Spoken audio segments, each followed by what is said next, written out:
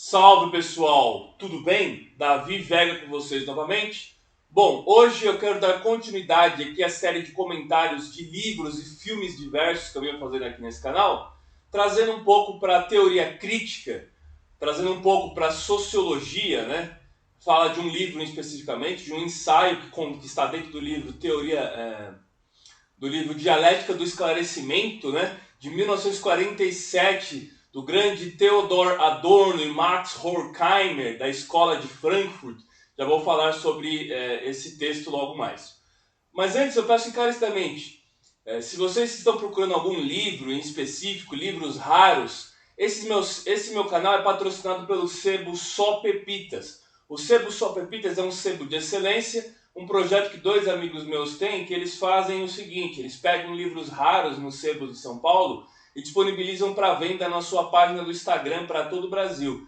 Eu vou deixar na descrição desse vídeo aqui a página do Instagram deles. E se vocês falarem que chegaram através do sebo deles, através desse canal aqui, do canal da Vivega, vocês ganham 10% na compra de cada livro. Vale muito a pena porque os livros, assim como as viagens, as idas aos teatros, cinemas, as exposições, aos museus, são coisas que a gente gasta para enriquecer ainda mais. O conhecimento é uma coisa que a gente gasta para ficar mais rico, né? Então vale muito a pena.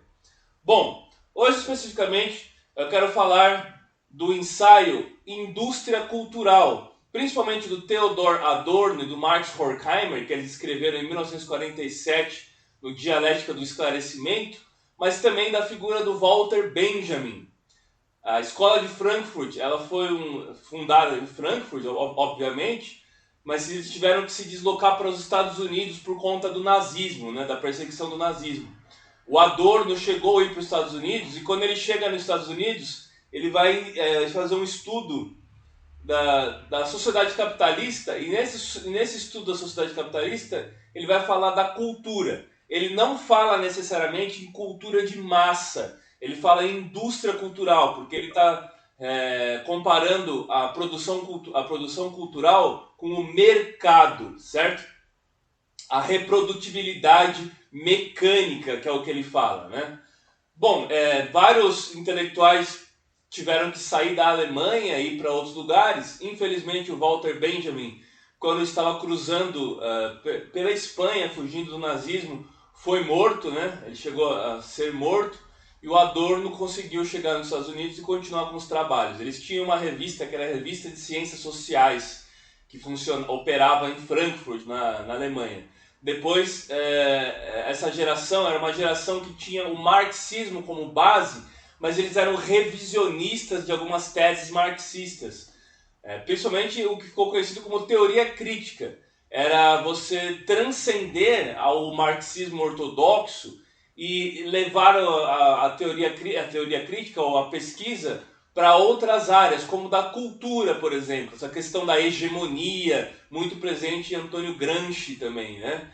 Então eles vão tentar combater, não só no plano econômico ou político-econômico, como Marx defendia, mas eles vão para as áreas da cultura também.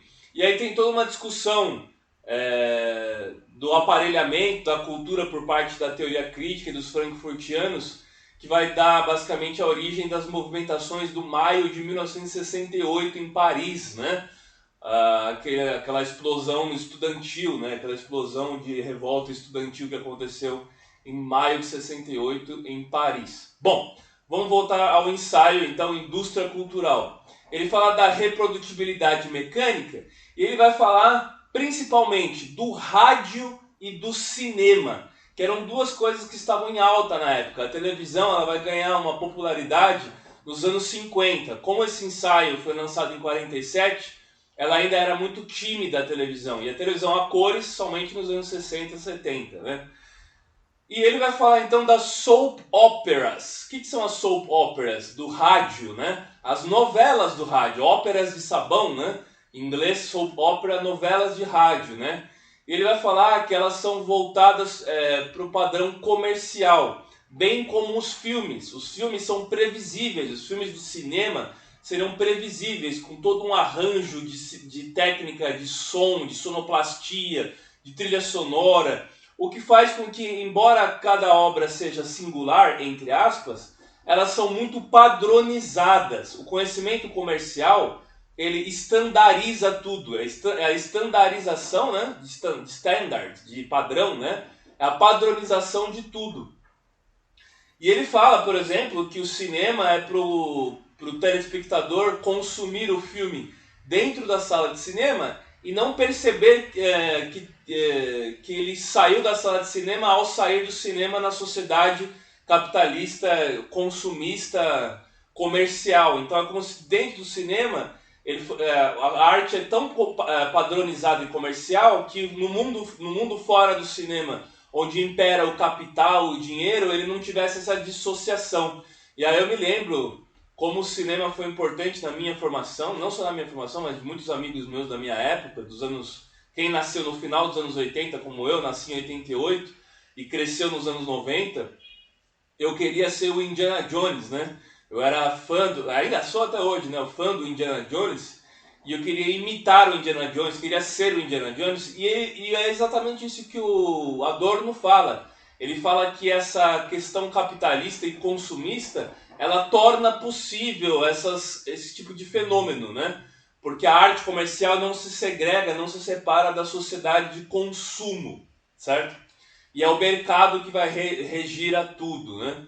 Bom, ele vai falar do jazz, aí ele fala da cadência do jazz, e aí eu não concordo muito com ele, mas o jazz hoje se tornou música, não digo erudita, mas se tornou música clássica, né, praticamente, nos dias de hoje. Mas na época que o Adorno escreve, o jazz ainda era uma música dos bairros negros, uma música que não tinha arranjos tão sofisticados como a música erudita e clássica.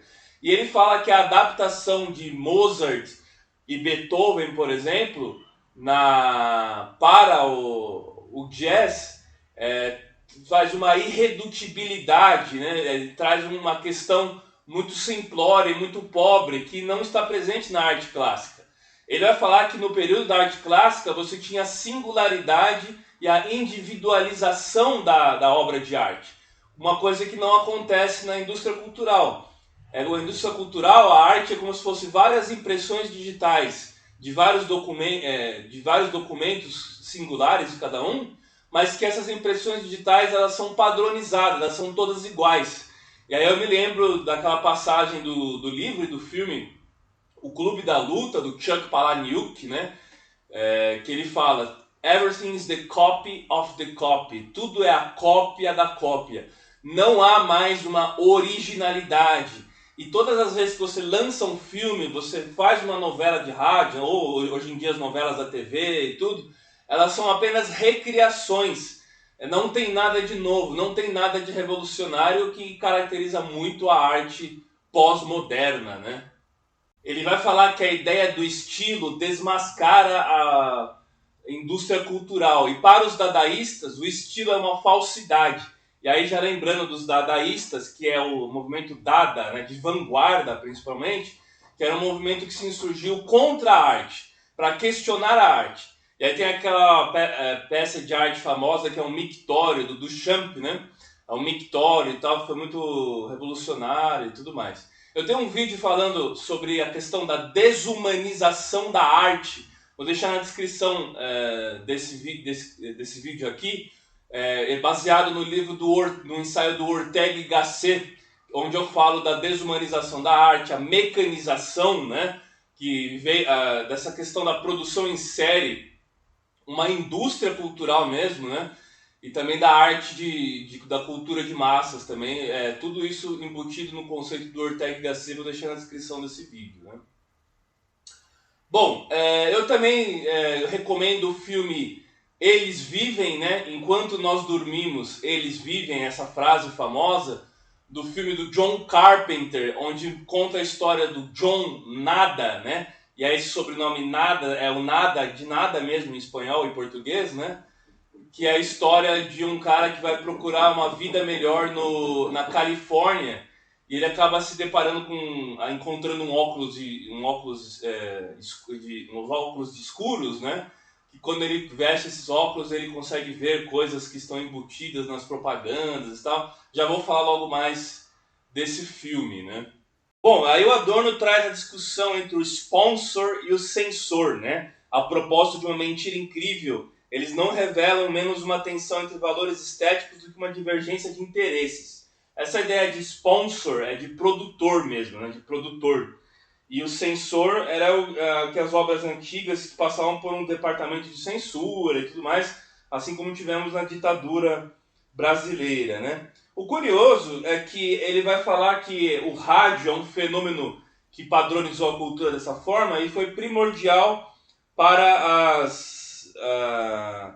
para os regimes totalitários, tanto no fascismo, que o Mussolini falava muito no rádio e tal, quanto no nazismo. E o cinema também. Aí o cinema você tem no nazismo a Leni Riefenstahl, né? Leni Riefenstahl, que fez aquele filme O Triunfo da Vontade, um filme de propaganda, onde as massas são basicamente niveladas naquele tipo de filme, né? Assim como as massas do Führer e do Duce são massas homogêneas, são uma massa amorfa de pessoas homogêneas, a cultura seria basicamente a resultante disso, mais ou menos a mesma coisa, né? Tinha a Cinecittà, cidade cenográfica do Mussolini, né, do regime fascista, que foi construída pelo próprio Mussolini, e muitos filmes fascistas foram produzidos lá, como, por exemplo, o Sin Novedad en el Alcázar, Sem Novidade no Alcázar, que é um filme do Francisco Franco, né, da época do franquismo, que ganhou o prêmio Mussolini de cinema. E ela funcionou depois da guerra. Inclusive, o filme Quo Vadis e o filme Ben-Hur, né, Ben-Hur do Charlton Heston, né, que ganhou 11 Oscars, era o filme que tinha mais Oscar até o Titanic e o Senhor dos Anéis ganharem igual ou até mais Oscars, né? Foram produzidos, rodados em Roma, né? O que ficou conhecido como Hollywood do Tibre, por conta do rio Tibre em Roma, né? E tudo mais. Bom, e o que consiste o filme do John Carpenter? O filme Eles Vivem, um filme de 1988, baseado numa história em quadrinhos, né? O John Nada, ele chega a Los Angeles e vive com os operários, né?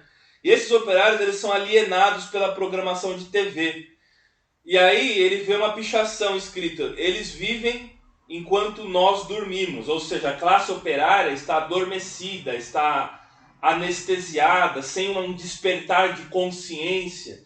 E ele tem um amigo que chama John também, que ele tem medo de perder o emprego. Ele faz tudo que o chefe manda, ele está acostumado com aquela vidinha, aquela rotina dele, trabalhar quase 12 horas por dia durante a semana e tomar sua cerveja no sábado ou no domingo. Mas o John Nada não se contenta com isso, até que ele acha uns óculos escuros no interior de uma igreja antiga, e quando ele põe o óculos, ele acaba vendo basicamente a verdade das coisas. Por exemplo, tem uma hora que ele coloca o óculos e olha para um outdoor e está lá: obedeça. Né? Ele olha o político na televisão com a palavra obedeça atrás. Depois ele olha para o dinheiro na mão de um comerciante, está escrito: este é seu Deus. Aí ele olha para um outdoor de uma viagem do Caribe e tal, tá lá: case-se e reproduza. Então são coisas que que basicamente são mandatórias, né? São obrigadas para nós do mundo que vivemos no mundo capitalista, mas escancaradas. E aí o filme tem uma brincadeira, né, de mostrar que algumas pessoas entre nós são extraterrestres, né? E aí quando ele põe os óculos, ele olha a face desses extraterrestres, que parece uma caveira, uma face meio derretida de caveira e tal. E aí tem até aquela brincadeira dos reptilianos, né? Eu falo dessa brincadeira dos reptilianos, que dizem que os reptilianos estão entre nós, né? E estão atrás dos governos, até a Área 51 nos Estados Unidos e tal. Aí tem toda uma cultura popular, né? Uma cultura pop sobre tudo isso, de lendas urbanas e de cultura pop sobre isso mesmo, né? Que o cinema já explorou incansavelmente, né? Bom, o filme do Eles Vivem, do John Carpenter, ele foi o ator principal, tinha sido um lutador de luta livre nos Estados Unidos. O John Carpenter era muito fã dele, né? E aí tem cenas de lutas no filme, uma cena que ele luta com um amigo dele, porque ele está obrigando o amigo dele a colocar o óculos para ele também enxergar a realidade. Aí o Slavoj Zizek, aquele esloveno, né, o filósofo esloveno, ele fez um filme, um documentário sobre cinema, onde ele analisa esse filme. E aí ele fala nesse filme sobre a questão da ideologia. Essa questão da ideologia é muito curioso, que para o Marx, e vai ser um daqueles que vai falar da ideologia, a ideologia é aquele véu que mascara, que nos mascara, né? Aquele véu invisível ou visível também, que mascara e distorce a realidade. Mas nesse filme do John Carpenter, é como se o personagem principal estivesse obrigando o outro cara a colocar o óculos, ou seja, ser salvo pela ideologia. Colocar o óculos e passar a enxergar a realidade dos fatos, o mundo como ele é, a sociedade como ela é, seria basicamente você ser salvo pela ideologia. Então, ao contrário do que o Marx fala, que nós devemos tomar cuidado com a ideologia ela salva muitas vezes aqueles que estão no sentido de ter um despertar de consciência, um despertar da alienação e passar a ver o mundo como se tivesse uma verdade única, né? Todo ideólogo ele é amparado pela questão da verdade, é como se ele tivesse a verdade, né? Bom, sobre a indústria cultural ele vai falar também da questão da burguesia, a arte burguesa, né? E a arte do pequeno burguês. E a arte consumista, feita para consumir, a produção da indústria cultural, da produção em série, seja de novelas de rádio, seja de filmes, de programas de TV, ela é típica do pequeno burguês. Mas a arte, mas teria a arte alta, a arte erudita, que não seria uma arte acessível a todos. E essa seria a verdadeira arte reflexiva, porque a arte popular ela tem pouca profundidade, ela é uma arte comercial, voltada para o mercado, voltada para o consumo, né? E mais tarde, depois, a televisão, por exemplo, vai ser aquele meio de comunicação que vai fazer pautado pelos patrocínios, né? Hoje a internet, de certa forma, também. Mas ainda bem que nós temos a internet hoje e a informação está mais horizontalizada, a informação descentralizada e distribuída. Nós não esperamos mais a notícia vir, ou os filmes, ou o entretenimento vir de uma centralidade. Ela está descentralizada hoje. E aí isso propicia basicamente uma multiplicidade de tendências, uma multiplicidade de opiniões, uma multiplicidade de visões de mundo. O fenômeno das fake news, ele sempre vai existir, e a indústria cultural e os meios de comunicação estabelecidos, a imprensa oficial, ela também produz fake news. Então o que nós estamos vendo basicamente no debate hoje é a fake news permitida e travestida de verdade contra a fake news que deve ser combatida. E essa fake news que deve ser combatida, às vezes ela tem uma validade na realidade também. Então tem que tomar muito cuidado, porque hoje a informação ela é descentralizada e se combate a desinformação com mais informação. Essa é a minha opinião. Não é querendo controlar ou ter um censor, ter uma censura da informação que a gente vai atingir isso, né? E no quesito entretenimento, ele fala do entretenimento também, do amusement. Aí tem até em inglês, amusement park, né? Parque de diversões, que a cultura ela está voltada para o entretenimento nos dias de hoje, né? Bom, e aí ele cita até mesmo o Spengler, né? O Oswald Spengler. Ele fala que o Oswald Spengler vincula o espírito a um tipo econômico, na verdade, já superada. É o parentesco entre o dinheiro e o espírito. Em vez de reconhecer que o espírito, por mais que seja o produto desse tipo econômico, implica a possibilidade de superá-lo.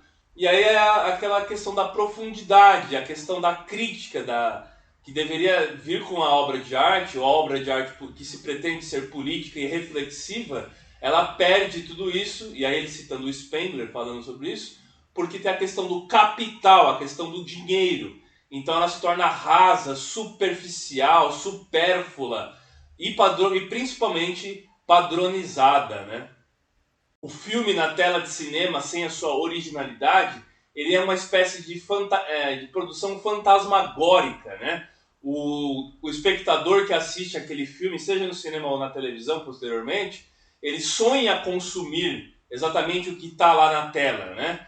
E ele sai do cinema ainda pensando que isso é possível, mas isso não será possível muitas vezes. Por isso passa a falsa sensação de que nós podemos, que é uma espécie de verossimilhança, né? O cinema, principalmente os filmes de heróis, e até os filmes que adaptam as histórias clássicas dos heróis clássicos, como Hércules, a Odisseia, a Ilíada, os heróis como Homero, como Ulisses, todos esses filmes eles pegam a arte erudita e reduzem a parte comercial, né? Tudo é comercial.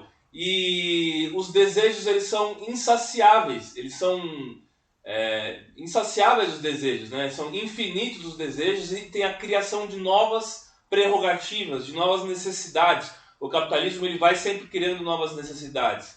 E aí o Adorno, quando ele escreve o Dialética do Esclarecimento, nos Estados Unidos, fugindo do nazismo, ele analisando aquela sociedade capitalista norte-americana, ele vai falar algo muito curioso, que a verdadeira obra de arte ela pode ser uma resistência, mesmo quando ela está cercada por essas artes comerciais, por essas artes que é o fim da arte, ela pode ser uma resistência a tudo isso, se ela for reflexiva, se ela for crítica, e que os verdadeiros clássicos e as verdadeiras obras de arte, elas nunca saem de moda, elas são sempre atuais, elas são atemporais. Então, por mais que nós estejamos submetidos pela mediocridade, até mesmo do mundo burguês, né, que está à nossa volta, a arte erudita, e aqui eu não estou reduzindo só a arte erudita, na minha opinião, a arte popular também tem muitas coisas interessantes, que também pode ser crítica, você também pode fazer crítica com um filme hollywoodiano, com a arte popular, ela também é um fragmento da realidade, interpretado de uma forma para se passar um entretenimento ou uma reflexão também. Por mais que essa reflexão seja rasa, eu não estou aqui querendo fazer discussão entre erudito e popular, mas sim fazer uma crítica à indústria cultural que mercantiliza a arte como se ela fosse um produto. E o artista, ele é coisificado, é a coisificação do artista. Ele se torna uma pessoa mecanizada. E aí tem um ensaio que eu gostei muito, que eu li recentemente, do escritor argentino Ernesto Sábato, Homens e Engrenagens. Eu vou deixar na descrição desse vídeo aqui também o comentário que eu fiz sobre esse livro, Homens e Engrenagens, um livro dos anos 50, né? Mas atualíssimo, né? Onde ele vai falar da mecanização das relações humanas, né? Principalmente, né? Bom, e aí a indústria capitalista, então, ela voltada para o mercado, vai se intensificar principalmente depois com o surgimento da televisão e também das redes sociais que nós temos hoje, né? Hoje nós somos o próprio produto, a nossa imagem é o produto. Você vende a sua imagem nas redes sociais, uma imagem que não necessariamente às vezes é verdadeira, é uma imagem projetada daquilo que você gostaria que fosse, ou daquilo que você está tentando passar para os demais, mas a sua realidade interna pura e simples e objetiva não é necessariamente aquela imagem que você sustenta. E todos nós sustentamos imagens. Eu aqui nesse canal sustento uma imagem de passar conteúdos intelectuais para vocês e a gente acaba sendo o próprio produto. O indivíduo é o próprio produto hoje em dia. Essa é uma grande crítica ao mundo neoliberal, né? Não há mais um espaçamento entre o trabalho e o privado, e a casa. O trabalho e a casa, e aí a pandemia com os home office trouxeram isso, eles estão unificados num só. Não há mais um espaçamento, uma divisão entre o espaço público da rua e do mundo do trabalho, da empresa, né, da corporação, com o seu lar, com a sua casa, né? Todo mundo está produzindo o tempo inteiro dentro de casa, eu aqui dentro da sala da minha casa, produzindo um vídeo e disponibilizando para o público na internet para todo mundo, né? Então não há mais essa divisão e basicamente tudo vira produto, tudo vira coisificado hoje em dia. Imagina se ele tivesse visto o Grupo Globo, né? O Grupo Globo com aquela que cresceu muito por conta do grupo Time Life, né? Nos anos 60, foi porta-voz do governo militar, do regime militar, e se tornou o maior conglomerado de mídia, um dos maiores do mundo e o maior da América Latina, que tinha poderes de eleger presidentes, derrubar presidentes, como aconteceu com o Collor, que a informação centralizada era tida como verdade e basicamente dava ibopes de quase 80% dos televisores nacionais do Brasil estarem ligados na Globo, né? Que hoje vem perdendo seu poderio graças à informação horizontalizada, à informação descentralizada e distribuída, o que eu acho uma verdadeira democratização dos meios de comunicação, né? Bom, então ele termina esse ensaio falando sobre o tempo livre. O tempo livre que seria o tempo onde você não está dominado por uma relação hierárquica de sujeição do trabalho, do mundo do trabalho.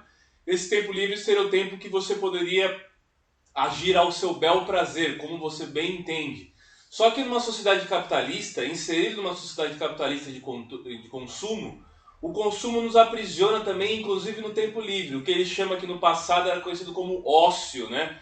O ócio é a negação do negócio, né? O negócio é negar o ócio, né? Então, quando você tinha o tempo livre do ócio, tão importante para a criatividade e para o exercício da subjetividade e da produção artística, né? Eu separei duas partes para ler para vocês aqui. A indagação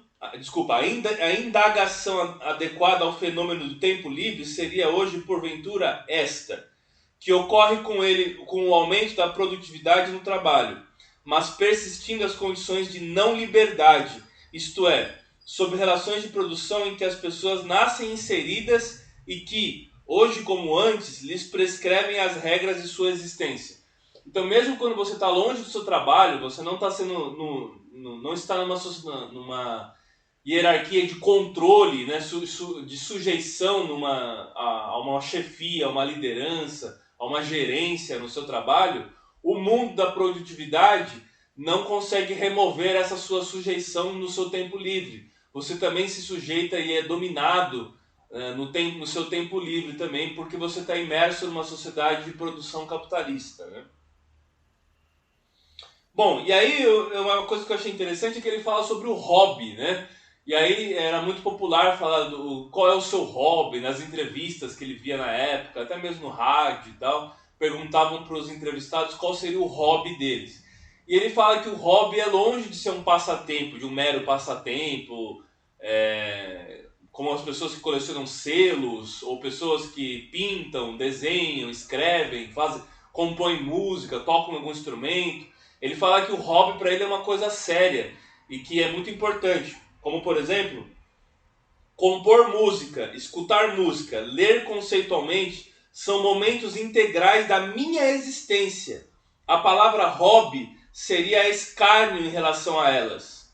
Inversamente, meu trabalho, a produção filosófica e sociológica e o ensino na universidade têm me sido tão gratos que até o momento que eu não conseguia considerá-los como oposto ao tempo livre, como a habitualmente constante divisão que requer sobre as pessoas.